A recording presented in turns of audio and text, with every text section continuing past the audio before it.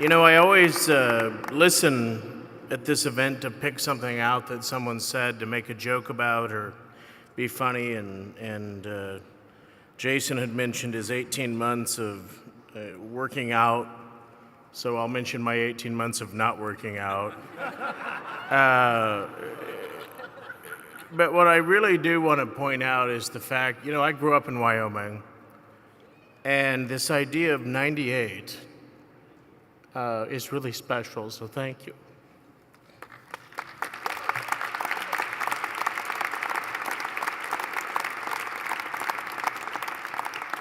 Chance, thanks for your kind words, your inspiring words. I still find it remarkable that we've been friends for over 15 years and ran the chamber together for 12 and still get along as well as we do. But I think it's because we both have skills and they blend and they perfectly tackle the major challenges that this organization has and those that we will have in the future. And I also think it's because we have an amazing board and a team that I would put up against anyone, anywhere, in any movement.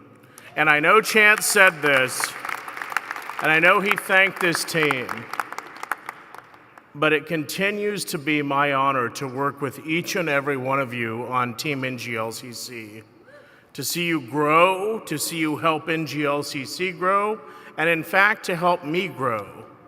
It is one of the greatest privileges that I have. So everyone, give Team NGLCC another round of applause. They care about each and every one of you, and they work hard for you every single day. There's also someone here that deserves a huge thanks from me, because without her, none of us would be here tonight, and that is my mother, Stella Nelson, who is on her 8th national dinner. Mom, stand up.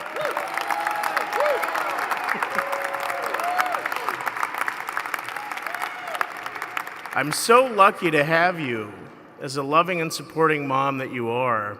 There are far too many LGBT people in this world that don't have that. They don't have parents or family or friends that accept them for the person they are or the person they love. So to all of you that are as lucky as I am, I want you to go home tonight.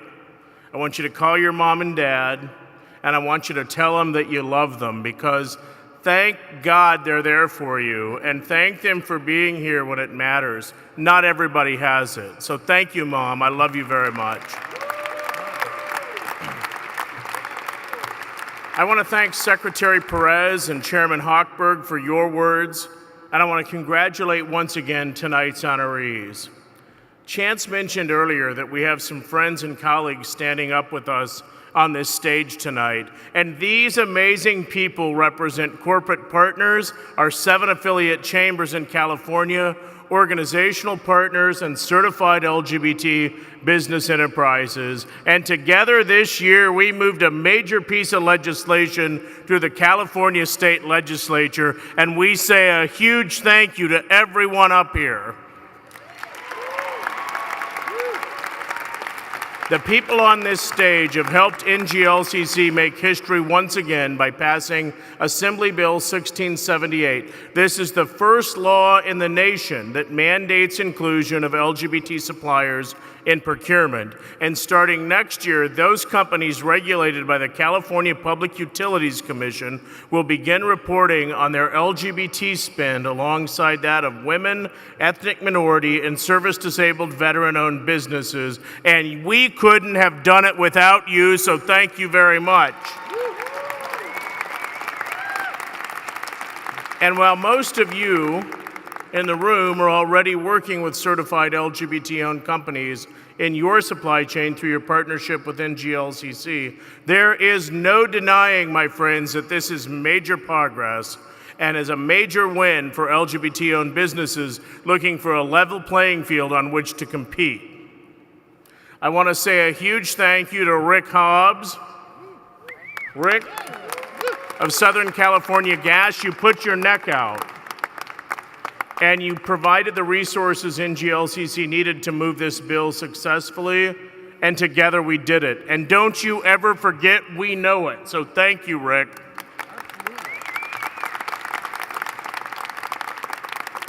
I want to give a special recognition to our general on the ground.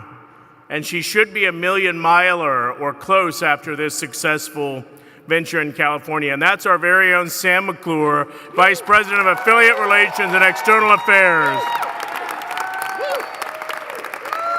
Sam, your energy and commitment and dedication never ceases to amaze me. We think the world of you and respect you for the leader that you are. And don't you ever forget that. Where is Paul Pendergast? I think he's somewhere around here, right? Paul, get up here. Paul, you are a warrior. That's all I can say. Paul is a certified supplier that we retain to help us gather organizational support and work this bill through the legislature. And gather support and work this through the legislature, you did, and you've earned my gratitude and my respect, and I say thank you. And anyone out there, any company, any organization that's looking for government relations help that's going to move an important issue through the California State Legislature, they better get your number on speed dial. So thank you very much. To Dawn Ackerman, one of our longest certified suppliers. I don't say oldest because she's young and gorgeous. I say longest certified suppliers from Outsmart Office Solutions. Thanks for giving the support and the voice from the supplier community at countless meetings and hearings and gatherings. We couldn't have done it without you. You and Paul and GGBA, Jason Holstein is here from GGBA, and our other California affiliates, you are a major part of this victory. Thank you for your support. Give them a round of applause, everybody. I also want to thank AT&T for standing up and standing out. I want everyone in this room to know that AT&T went to bat for this bill in a very public way, with testimony, with news interviews, strategic advice, and whatever it took. So Scott Saperstein, to you and Ken McNeely, a big, big thank you. I also want to thank Southern California Edison and PG&E for your invaluable counsel through this process and your continued commitment to our successful implementation. To Joan Kerr and Terrence Frierson, we are glad to have you with us on this mission, and we look forward to working with you and your companies to make sure on day one, NGLCC, our certified suppliers, and our corporate partners, and our affiliates are ready to meet this opportunity. We couldn't do this without you. From here on out, you're major players, and we appreciate you being with us. So let me get through a few things, because I'm the only person standing between you and the after party where the amazing Deborah Cox will play again. But I think it's important for all of us tonight to understand that last year, these companies regulated by the California Public Utilities Commission, many of them standing on stage with us here tonight, reported over $8.5 billion in spend with women, ethnic minorities, and service-disabled veterans. Exactly. So imagine how working together across diverse communities, how we can grow this number next year with the inclusion of certified LGBT suppliers. And let me just mention this because it needs to be said.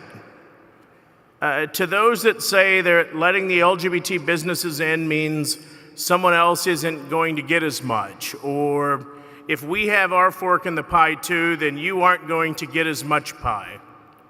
That is just not true. We should all be making sure our businesses are best groomed to be the best in class suppliers, and together we bake a bigger pie. The California bill is just the beginning, and we're going to replicate this effort in other highly regulated industries and other states, and with the help of all of you in this room, we're going to be successful. So to the companies that haven't yet realized that intentional inclusion is good for business, or that you only cover what government tells you to, I want to share a couple of quick thoughts that might help you in your decision-making process.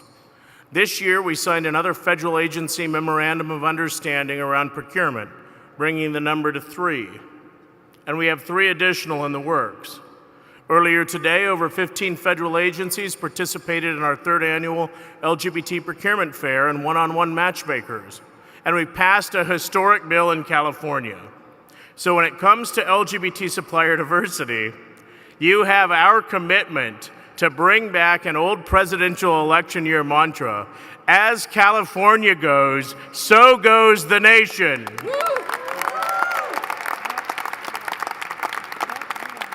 I want to take a moment and thank President Obama for signing the executive order on workplace non-discrimination in federal contracting. Give him a round of applause.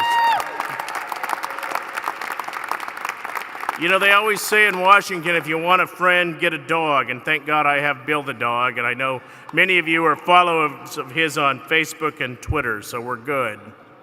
But what I want to say is that we're proud to have supported that executive order and pushed hard for it to be signed. It's a major step in the right direction, that now federal contractors must have EEO policies that include sexual orientation and gender identity. But if we're going to require federal contractors to be LGBT inclusive in their policies, which we shouldn't we also ask our federal government, demand that our federal government be inclusive of LGBT business in our own taxpayer-funded contracting? Our agency MOUs are a great first step, but we're going to continue to work on this issue to ensure access to federal contracts.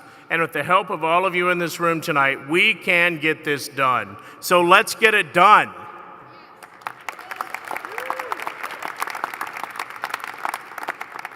And if as a community, let me talk about the private sector for 1 second.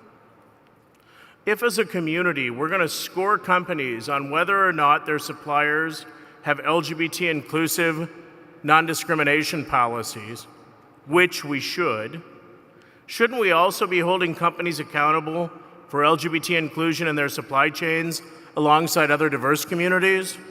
It just seems to be common sense to me. Plain and simple, this should be a standalone scored piece. If we are looking to companies to make sure their suppliers have inclusive policies in EEO, we should be making sure they're inclusive in their supply chain. And if we really, you can clap for that, you're all suppliers. You should be demanding this. Your companies that are doing this, you should be demanding this. If we really want to impact the lives of LGBT Americans, if we really want LGBT people to stand up and be out and be proud and productive, then we have to know it is also about economic justice. And opening up supply chain opportunities to LGBT-owned businesses helps bring just that. So demand that this become a standalone piece in the Corporate Equality Index. This is something that is important to LGBT businesses, it's important to legacy wealth, and it's important to businesses that want to make sure that they're employing people and reaching their full potential. Help us create more businesses, employ more LGBT and allied people. The disability community got this right from the outset. Jill Houghton from USBLN is here. She demanded it. And I give you my hat tip. Thank you so much for what you've done. They just launched their Disability Equality Index a few months ago. And right there front and center is supply chain inclusion. So let's do this together. We can do it. We should do it. And if you help us, we will do it.